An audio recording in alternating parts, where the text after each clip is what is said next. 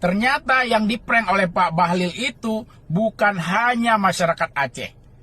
Bapak Presiden Prabowo juga kena prank dari Pak Bahlil.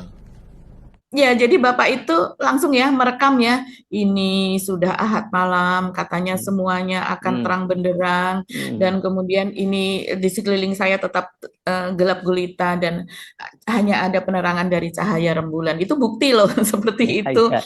Dan video-video semacam itu banyak banget sebenarnya kita temukan dari berbagai daerah yang dilanda bencana, Mbak Agi, gitu ya. Dan Betul.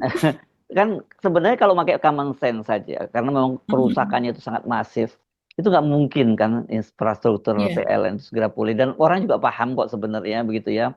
Karena betul. akhirnya sekarang ada laporan dari, bukan laporan ya, ada pernyataan dari seorang anggota DPR dari fraksi Gerindra juga ya, TA Khalid di sana yang menyatakan baru 60%.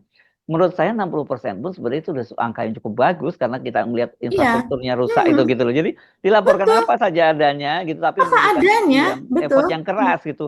Mana mungkin gitu dengan banjir yang bandang seperti itu ketika infrastruktur rusak tiba-tiba simsalabim 93%. Tadinya banyak media juga banyak menyebut 97% karena memang ucapan Bahlil nggak terlampau clear ya antara 93 atau 97 gitu. Tapi 93% pun itu juga fantastis gitu. Apalagi kalau 97% itu kan berarti hampir 100%.